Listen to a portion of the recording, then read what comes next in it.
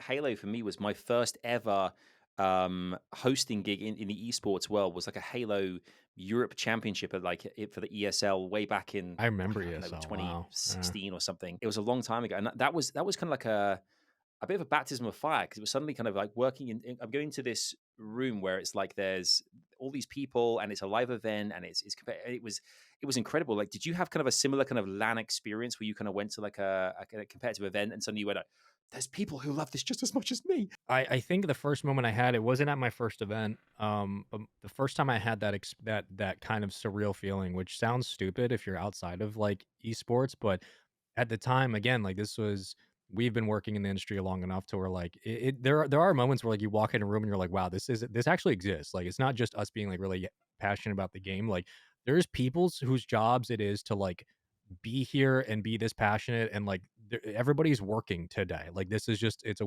surreal experience. I think MLG 2018.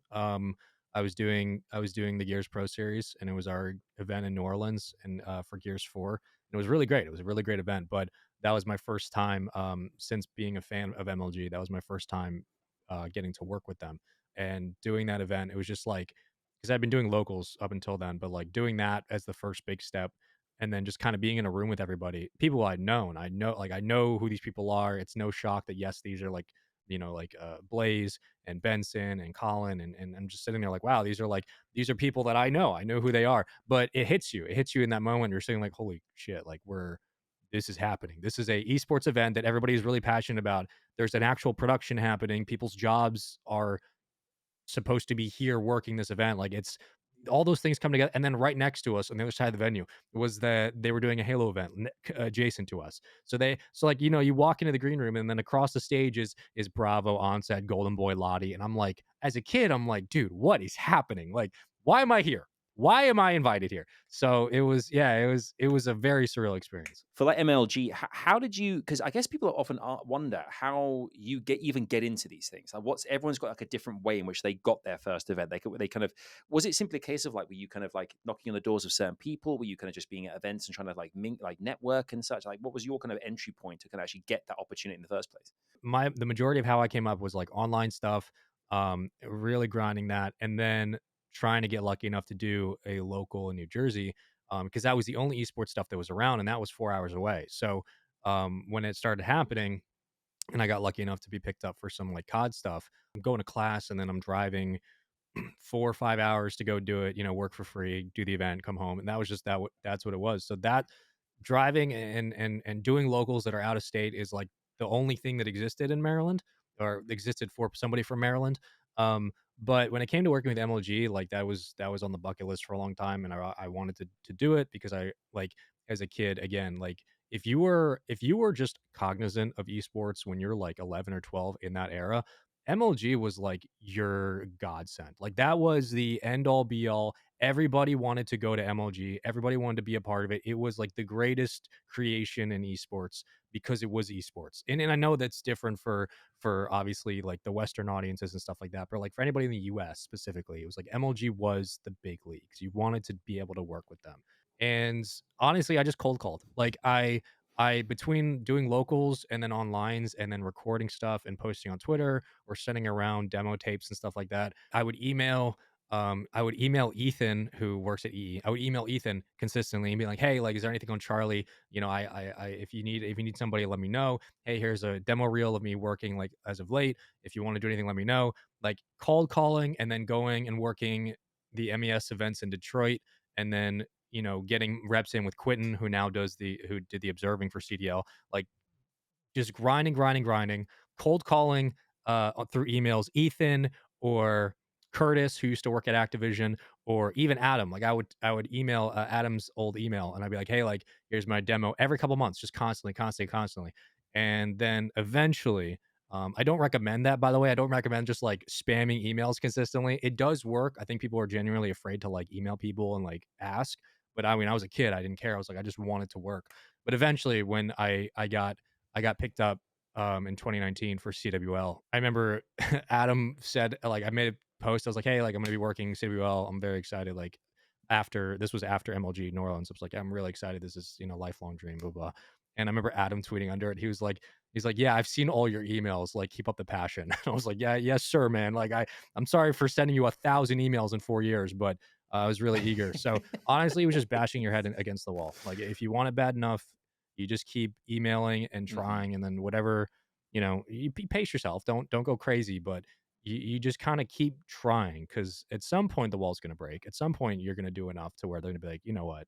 If we have somebody who can't make it that weekend or something, we'll give you a shot. But it was just straight up, just DMing, emailing, sending demos around, just constant, constant, constant. I'm gonna tell you a quick story, Okay. Sean, about something which, and this is the lengths that I went to try and get noticed. Okay, Okay.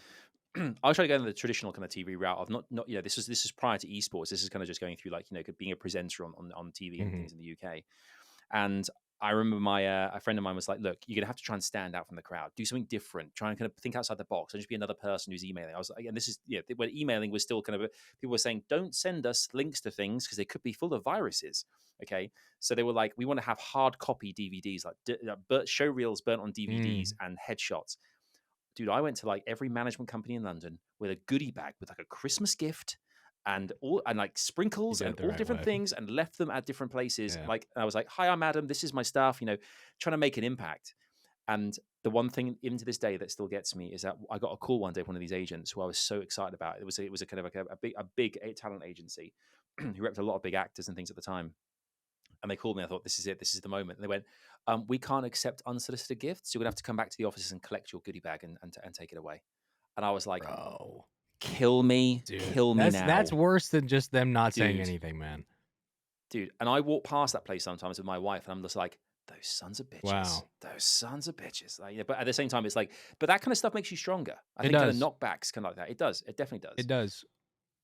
I mean, it's Ooh. it's one of these things, isn't it? I think we will learn in different ways and kind of Yeah. evolve in certain ways too. But I mean, speaking of evolution as well, from like those kind of MLG days and such, like you've become hugely synonymous with Rocket League and Mhm. with RLCS. Um, how did you find Rocket League? Was it something that kind of like you suddenly went, okay, this is piqued my interest as well? Is it kind of you were playing with your buddies at the time? Like how did Rocket League come into The first season of RLCS happened. I remember it happening. And at the time I was working an event in New Jersey. I was doing a COD event. There was a local there. And I remember talking about it with people. I was like, oh, like this Rocket League game just came out and they just have like this brand new season. And we were just casually discussing the merits of the esport. It just started. So it's like, how long do we think it's going to go? All this stuff. And then a couple of years go by. I didn't even think about it. Played it. I played the game a lot in college. And this was like in 2019. Actually, no, this would be like 2015, 2016 through 2019, 2020. I was playing the game in college because it was like, it's a great college game. You can play with your friends.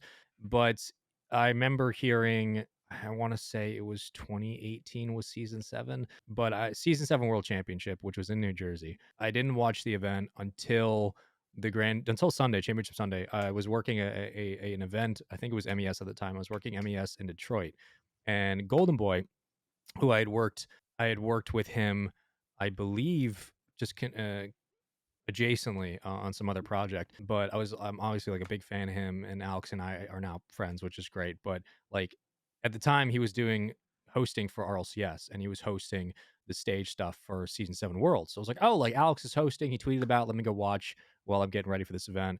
And I remember seeing him in the stadium full of people, and they were having a great time. And I'd never watched RLCS high level. I'd played Rocket League obviously, but I never watched it. And then watching the grand finals match between Vitality and G2, and then watching the gameplay itself, the way it was played, and then hearing James and Jorby call it. I always consider that grand finals and that game one specifically to be like on the Mount Rushmore of esports commentary, in terms of like, if we have to show aliens what esports commentary is. Like there are games throughout specific esports that really stand out. Like there's CS games, there's games in League of Legends. Like Rocket League's game, I think, is that game one because of the way it sounds. I think the sound attracted me was how much Rocket League commentary at times can sound like you're in a big sports venue. and it was just the way the pacing was, the cadence of the commentary, the way that they were letting the air breathe and stuff. I was just like shocked. I was shocked the way it sounded from Jorby and James. So that kind of stuck with me. I was like, wow, that just sounds like, just as a casters are very good with their ears. We know what sounds good and what doesn't sound good as commentary. So it was just like, wow, that just sounds good.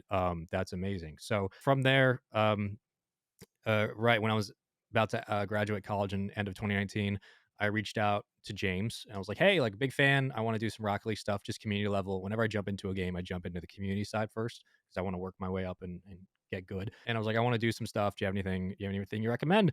And he told me to reach out to this wonderful woman named Gillyweed who was running some stuff at Rocket League, but also did a lot of the rival series things that worked in tandem with the pro league. So I reached out to her. I was like, "Hey, just big fan. If there's anything you recommend community wise, I'd love to get involved."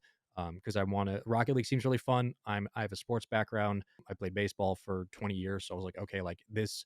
It's cool. It's a cool cross pollination. I like this. It's sports. It's basically just soccer. It's great.